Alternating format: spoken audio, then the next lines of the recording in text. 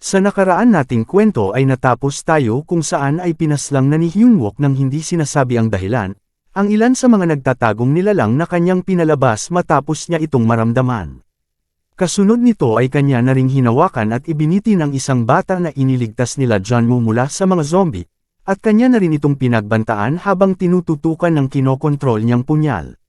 Pagpapatuloy. Sa hindi malamang dahilan ay mas lalo pang hinigpitan ni Hyunwook ang kanyang pagkakahawak sa batang ito, at tinitigan ng seryoso na may kasamang pagbabanta.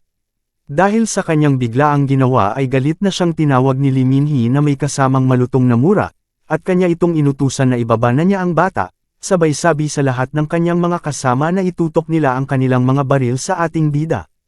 Kahit na sila ay nag-aalangan, ay kanila pa rin itong sinunod buhat nang hindi rin sila makapaniwala sa ginagawa ni Hyunwook. Muli siyang tinawag ni Lee Min-hee na siya ay isang baliw na bastardo, sabay tanong na ano siya klaseng sundalo at nagawa niyang paslangin ang mga sibilyan, at kanya ito muling sinabihan na ibaba na niya ang bata. Hindi naman siya nakinig sa mga pinag-uutos ni Lee Min-hee, sa halip ay kanya lang sinipa ang isang bangkay na nasa kanyang paanan. Pagkatapos ay kanya nang sinabi sa kanyang mga kasamahan, na ang mga bangkay na ito ay hindi normal na mga sibilyan, sila ay mga manlalaro na lumalapit sa kanila habang may tinatago na mga armas na mula sa ibang mundo. Sa mga sinabi ni Hyunwook ay bigla namang natigilan si Lee Min-hee, at napatulala na lang habang nakatingin sa ating bida. Kasunod nito ay bigla na lang nagsitayuan ang mga natatakot na mga sibilyan, at kanilang pinatunayan na totoo ang mga sinasabi ng ating bida, at silang lahat ay kinidnap ng mga ito. Kaya silang dalawa ay nagtinginan na lang sa isa't isa, na walang lumalabas na salita sa kanilang mga bunganga, buhat nang sila ay nabibigla sa mga impormasyon na kanilang nakuha. Matapos niyang ipaliwanag sa kanyang mga kasamahan ang kanyang ginawa, ay ibinaling na niya ang kanyang pansin sa kanyang hinahawakan na bata, at galit na niya itong pinagsabihan na dapat na nitong itigil ang pagpapanggap, habang sinasabi na matagal-tagal na rin nang huli silang nagkita, sabay tawag sa pangalan nito, na Assassin Kim Hokyu. Kaya nagulat naman siyang tumugon na hindi niya naaalala na nagkita na sila ng ating bida. Pagkatapos ay kanya nang tinitigan ng masama si Hyunwook, habang nagtatanong kung sino naman ang ating bida. Maya-maya lang ay kaninang maliit na isang bata ay unti-unti nang lumalaki, upang ipakita na ang kanyang tunay na pagkakakilanlan sabay palabas na ng kanyang ginagamit na sandata. Hanggang tuluyan na niyang ipinalabas ang kanyang tunay na katauhan, habang hawak-hawak pa rin siya ng ating bida, na napapa-actress naman ng bahagya. Dahil dito ay mas lalo pa silang naguluhan na dalawa, na tila bang hindi na nila alam kung ano ang kanilang dapat gawin, buhat nang hindi pa nila masyadong nauunawaan ang kanilang nasasaksihan. Ang kaninang maamong bata, ngayon ay naging mabangis na unggoy na, at wala na itong hinintay na sandali at kaagad nang umatake kay Hyunwook, kung saan ay nagawa niya naman itong matamaan. Subalit imbis na magsaya buhat nang nagawa niyang makatama sa ating bida, ay mas lalo pa siyang nanggagalaiti na may halong pagtataka sa naging resulta ng kanyang ginawa. Kaya naman pala, nagawang patigasin kaagad ni Hyunwook ang bahagi ng kanyang katawan na tinamaan ng sandata ng kanyang kalaban. Bagaman na mabilis niyang ginawang bakal ang kanyang leeg na tinamaan, ay nagawa pa rin itong magasgasan ng matalim at matulis na sandata ni Kim Hokyu, subalit hindi naman siya nabahala rito, sa halip ay kanya lang itong tinitigan ng seryoso sabay sabi na siya ang isang tao na nakakaalam ng lubusan kung sino itong kanyang kalaban. Dahilan ng pagtataka ni Kim Hokyu, at nalilitong nakatingin sa ating bida, tila bang hindi niya moari kung saan naman sila nagkitang dalawa at ganito na lang kalalim ang nalalaman ni Hyunwook tungkol sa kanya.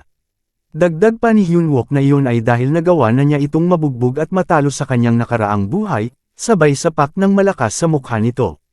Pagkatapos ay puwersahan naman niya itong pinakain ng isang bowl ang metal na kanyang kadalasan na ginagamit sa pakikipaglaban. Gamit ng kanyang kasanayan na metal control, ay unti-unti na niya itong pinapasok sa loob ng katawan ng nakagapos na niyang kalaban, at ito ay labis namang nahihirapan.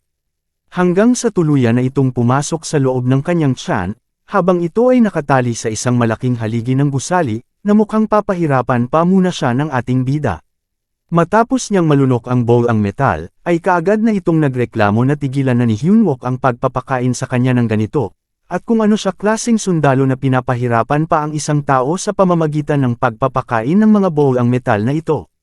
Sumagot naman si Hyunwook na kung ano ang ibig sabihin nito na siya ay pinapahirapan, at kanyang ipinakita na maging siya ay kumakain din nito. Pagkatapos ay nakakaloko niya itong tinitigan na parang siya ay nasasarapan sa kanyang nilantakan, habang nagsasabi na madalas siyang kumakain ng ganito, at kung patuloy lang ito sa pagkain ng ganito ay magagawa rin niyang masanay sa amoy ng isang bakal. Kaya wala na siyang nagawa kundi ang mapaiyak na lang at napapamurang nagtatanong na kung bakit ito kinakain ng ating bida. Hindi pa tapos sa pagpapahirap dito ang ating bida, at kanya na namang puwersahang ibinuka ang bunganga nito, para papakainin na naman muli ng bowl ang metal, kaya sa huli ay naiintindihan na rin ito kung ano ang nais malaman ng ating bida mula sa kanya. Sinabi niya kay Hyunwook na si Gang Igdae ang pumaslang sa lahat ng mga gwardya sa Dongdaemun Shelter, at kinuha ang kontrol sa pamumuno rito, pagkatapos ay sinira nito ang shelter kaya wala nang makakapasok dito. Dahil dito ay naging seryoso ng muli si Hyunwook habang sinasabi ang katagang sinira ang shelter at nag-iisip ng malalim. Sa kanyang nakaraang buhay ay meron siyang narinig tungkol sa isang traidor na sinira ang shelter at pinaslang ang lahat ng natitirang nakaligtas sa loob. Upang isagawa ang isang magic experiment na naging dahilan sa kanyang mabilis na paglago at nagdulot ng pagkawasak sa lugar. At ito ay ang traidor na tinatawag nilang apostate, na wala pa siyang alam kung ano ang tunay na pagkakakilanlan nito, maliban lang sa kanyang naaalala na imahe ng isang taong lobo, sabay tanong sa sarili na kung maaari kayang ito ay si Gang Igdae. Dagdag pa ni Kim Hokyo na sa huli ay ang ibang mga sibilyan ay tumakas buhat ng kalupitan ni Ging Igdae, at sila ay inutusan na hanapin at ibalik ang mga nakatakas na sibilyan, at nagpanggap siya bilang isang bata upang hindi na sila masaktan, at ito raw ang katotohanan na dapat paniwalaan ng ating bida. Bagaman ay naniniwala naman dito si Hyunwook ng bahagya, subalit galit pa rin niya itong minura. Kung saan ay mas lalo pa niyang hinigpitan ang pagkakapiga ng bunganga at idiin pa ng husto ang ulo nito sa haligi, habang sinasabi na maliban sa mga sinabi niya ay mayroon pa sila ibang motibo. At ang tunay na rason kung bakit nila kinidnap at ibabalik doon ang mga sibilyan ay dahil sa kasalukuyan itong nasa isang quest para maging isang ganap na malakas na traidor. Kaya kanya itong tinanong na kung tama ba ang kanyang mga sinabi, dahilan ng ito ay nagulat at nang aalangang magsalita, at napapatanong kung sino nga ba talaga ang ating bida. Hindi na nagsayang ng laway si Hyunwook para sagutin ang kanyang tanong, sa halip ay kanya nang pinalabas ang simbolo ng pagkawasak sa kanyang mata. Nang wala ng paligoy-ligoy pa ay kanya na itong ginamit sa mga ipinakain niyang bowl ang metal kay Kim Hokyo, sabay bigkas ng kanyang kasanayan na metal smash. Pagkatapos ay bumalik na siya sa kanyang mga kasamahan at sinabi ang kanyang mga nalaman, kung saan ay nagulat naman si Junmo na napatanong kung talaga bang nagpakamatay si Kim Hokyo, at kung sino naman para dito si Gang Igdae para umabot pa ito ng ganoon kalayo at nagawa pa nitong magpakamatay. Sa ganitong kaso ay dapat nilang hintayin muna sina Yuna at Yang Jun dito, sumagot naman si Hyunwook na hindi na kailangan buhat ng silang dalawa ay abala sa ngayon, at kung isaalang-alang ang oras, ito ay tumatagal para iligtas ang Lieutenant Colonel at kumpunihin ang mga Hunter's Armor, kaya hindi nila ito magagawa. Nagtataka namang nagtanong si Junmo na kung paano naman nila mabubuksan ang pinto na sila-sila lang, dahil ang sinabi ni Kim Hokyo ito ay kanila nang sinira. Tumugon naman si Hyunwook ng may nakakalokong mukha, na huwag na silang mag-alala tungkol doon, at siya ay may paraan. Dahil dito ay napapanganga na lang si Junmo na nagsasabi, na muli na namang ginagawa ni Hyunwook ang ganoong itsura.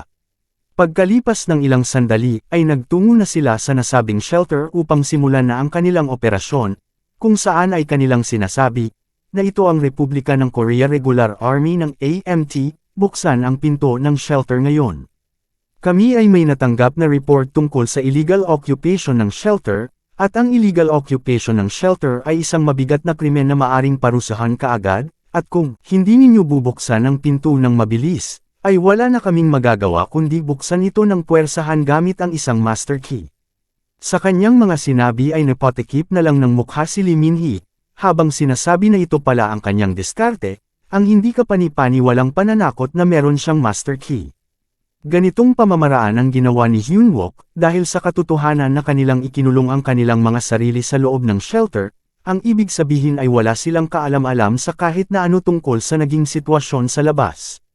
Kaya hindi nila alam ang tungkol sa katotohanan na ang mga ordinaryong militar ay hindi nag-ooperate ng maayos, at maya-maya lang ay unti-unti nang nagbubukas ang pintuan. Kaya ang kaninang nadidismaya sa ginawang diskarte ng ating bida, ngayon ay hindi makapaniwala na talagang ito ay gumana. Sinalubong naman siya ng isang sundalo na nagtatanong kung ano naman ang kanilang kailangan. Sarkastiko naman niya itong sinagot na iyong isinarado ng mahigpit ang pintuan kaya hindi mo narinig ang aking mga sinabi. Ang sabi ko na kami ay nakatanggap ng isang report tungkol sa illegal occupation ng shelter, nang may nakakalokong mukha. Galit namang napatanong si Kalbo na anong illegal occupation, iyan ay walang kabuluhan, at sinusunod namin ng tama ang mga regulasyon tungkol sa kaligtasan. At kanya nang pinapasok sa loob ang pangkat ng ating bida upang ipasuri ang mga nasa loob, at patunayan na walang mali sa kanilang ginagawa. Dahil ang mga sibilyan ay maayos rin na sumusunod sa mga utos, at ang shelter na ito ay isang magandang halimbawa kung paano mag-operate ng isa. Sumagot naman si Hyunwook na parang wala naman sa mga ito ang may pakialam na merong pumapasok na tagalabas, at halos sa kanila ay nagkukunwari na ignorante para itago ang isang bagay, dahilan ng pagkagulat ni Kalbo. Pagkatapos ay nakakaloko lang siyang nginitian ng ating bida sabay sabi na siya ay nagbibiro lang. Hindi naman ito nagustuhan ni Kalbo, kaya kanyang tinitigan ng masama ang pangkat ng ating bida na wala namang kahit na anong salita ang lumabas sa kanyang bunganga. Maging si Hyunwook ay napalingon na rin ng seryoso sa kanyang mga kasama, na para bang meron itong nais ipahiwatig sa kanila. Samantala si Lee Min-hee naman ay nakasimangot lang na nakatingin sa kanya na para bang nagkikimkam lang ng pagkainis sa mga pinagsasabi niya.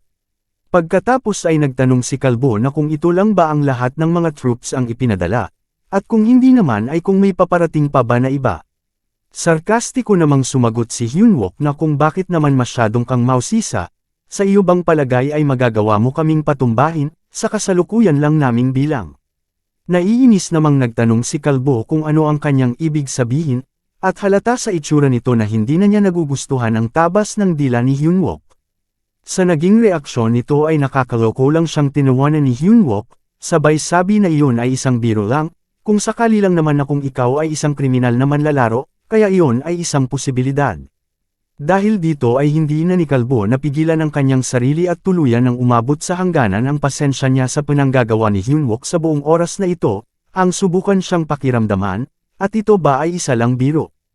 Naging seryoso naman bigla si Hyunwook na nakatingin sa kanya habang sinasabi, na parang ikaw naman ang nagpapatawa dito. Sabay gamit ng kanyang kasanayan na metal detection upang pakiramdaman ang bawat galaw ng kalaban sa kanilang kapaligiran, sabay sabi na sa paghuhusga sa iyong paraan ng pagpupuno sa bulwagan na ito, ng mga armadong manlalaro, ito ay. Hindi na niya tinapos ang kanyang nais idugtong at kaagad na siyang sumigaw sa lahat ng kanyang kasama na magpaputok na sila, kung saan ay nagulat naman dito si Kalbo. Kaagad na nilang sinunod ang utos ni Hyunwook nang walang pag-aalinlangan, dahilan ng hindi na nakaporma ang mga kalaban at kaagad nang nagsibagsakan. Subalit hindi naman lahat ay nagawa nilang matamaan, buhat ng may iilan din na mayroong mas mahusay na kakayahan, at nagawa nilang maiwasan ang mga balang papalapit sa kanila.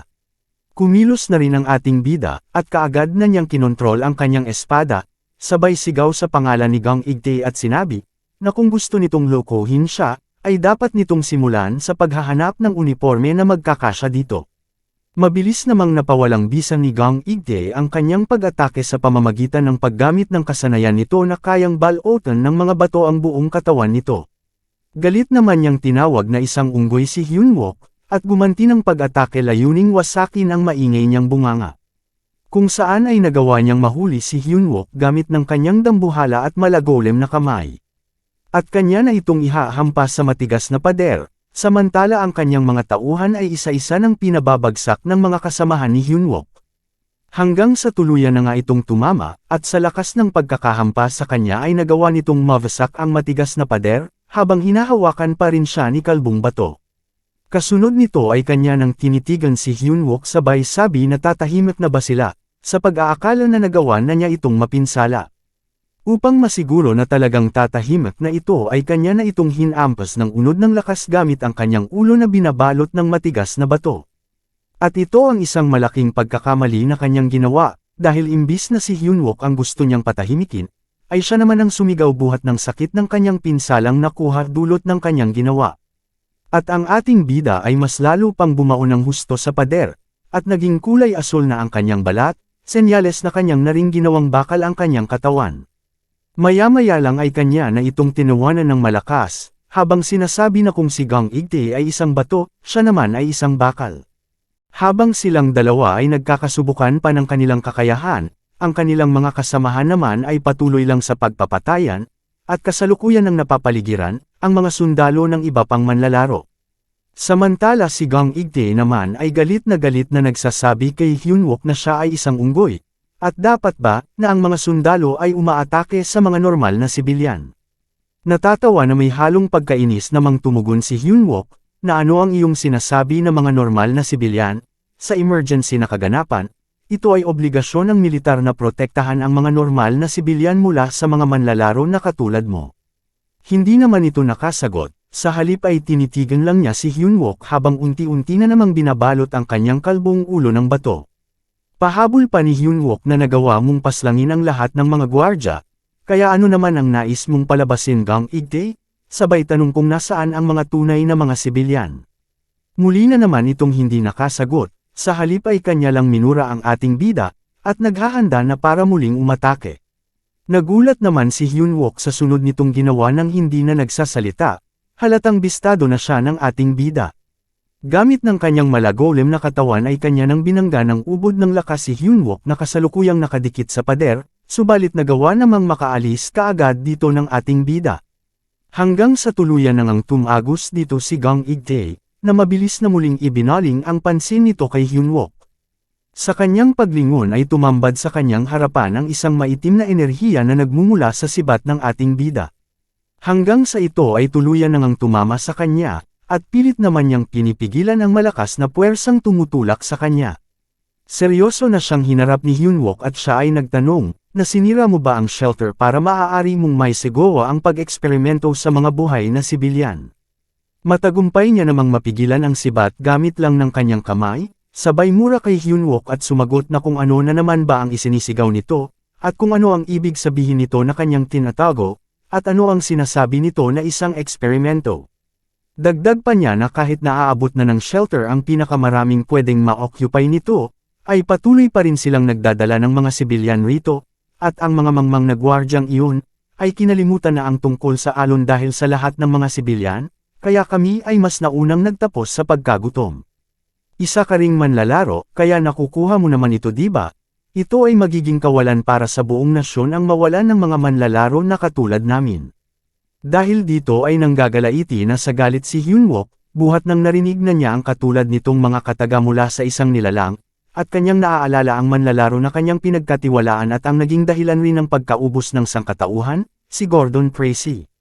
Nagpapatuloy pa si Gang Igte sa pagpapaliwanag na araw-araw ay aming inilalagay ang aming mga buhay para makipaglaban, kaya dapat na kami ay tretuhin ng mas maayos sa mga oras na ganito, at ang lahat ng aking ginawa ay batay sa dalisay at malamig na loika. Matapos niyang magsalita ay bigla naman siyang nagulat sa naging tugon ni Hyunwook sa kanyang mga hinanaing. Kung saan ito ay mabilis nang sumusugod sa kanya habang sumisigaw, na wala akong pakialam kung ikaw ang apostate, ay uunahin kitang gugulpihin.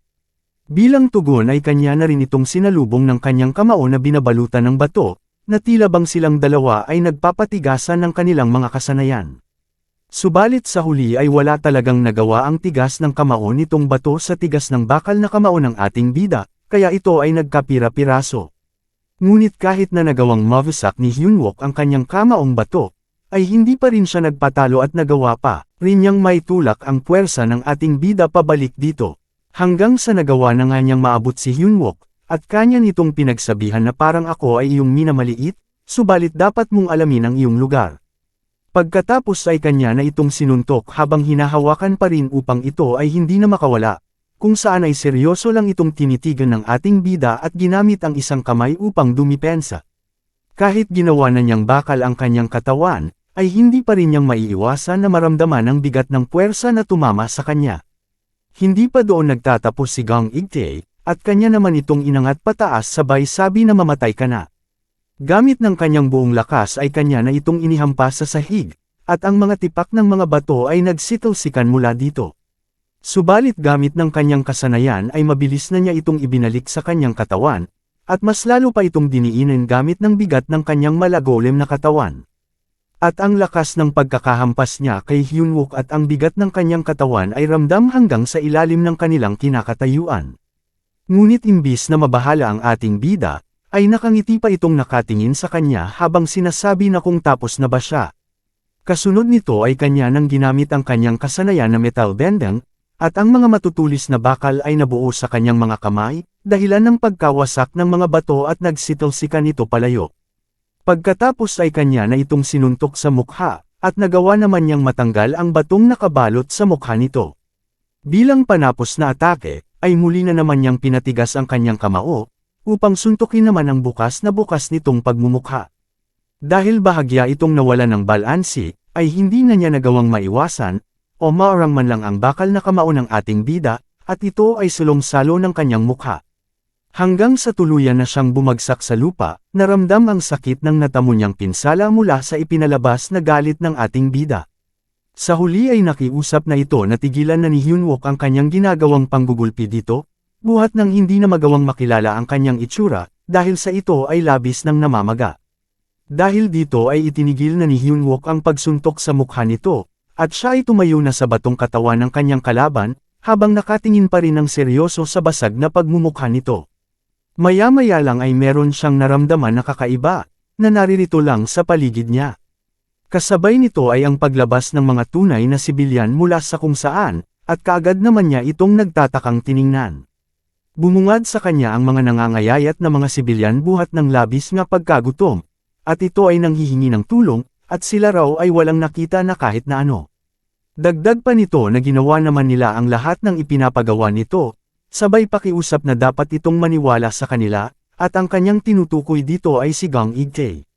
Kaya nang gagalaiti na lang sa galit si Hyunwook habang sinasabi sa sarili, na ang bastardong ito, ay ginugutom niya ang lahat ng mga sibilyan sa buong oras ng pamamalagi nila dito. Dahil dito ay kanyang napagtanto na hindi talaga si Gang Ik-tae ang apostate, at siya ay napatanong na kung ito ba ay dahil lang talaga sa mga rasyon. Kaya lang bakit muli na naman niyang sinusubukan na mang-kidnap ng sibilyan, at ito ay napapamurang nagtatanong kay Hyunwook na kung ano ang gusto nito sa kanya, dahil gusto rin naman niyang mabuhay, sabay tanong na kung mali ba iyon, habang sakal-sakal ang isang matanda. Hindi naman kaagad nakasagot si Hyunwook, sa halip siya ay nagtataka na nagawa na pala nitong makalabas sa mga batong sinasakyan niya, nang hindi niya namamalayan. Kung saan ay kanyang sinabi na, sige subukan mo ako habang ginagawang pananggalang ang sinasakal niyang matanda. Hindi naman siya masyadong pinapansin ni Hyunwook, buhat ng ito ay nanggagalaiti lang na nakatingin sa kanya habang sinasabi sa sarili na sa ngayon siya ay sigurado na hindi si Gang Ik-tae ang apostate. Katulad ng sinasabi ng babaeng sibilyan kanina, ay ganoon rin ang sinasabi ni Gang Ik-tae. Ginawa naman niya ang lahat ng sinabi nito sa kanya, ngunit iniwan pa rin siya nito na walang mapagpipilian, sabay sigaw na apos. Hindi na niya nagawang ipagpatuloy ang pangalan na nais niyang banggitin, buhat nang bigla na lang siyang nawala ng buhay sa hindi nalalamang dahilan. Ang pangyayaring ito ay kitang-kita naman ng ating bida, at mas lalo pa niyang napatunayan na hindi talaga ito ang hinahanap niyang traidor na si apostate. Kaya labis na lang ang kanyang pagtataka kung bakit ito nangyari, kahit hindi naman nagpapakita sa kanila ang traidor na siyang may kagagawan nito. Dahil dito ay labis na lang ang takot ng mga sibilyan na nakasaksi sa buong pangyayari. Samantala si Hyunwook naman ay nanggagalaiti na ng husto, habang sinasabi na ang tunay na apostate ay talagang naririto, at ito ay nagtatago lang dito.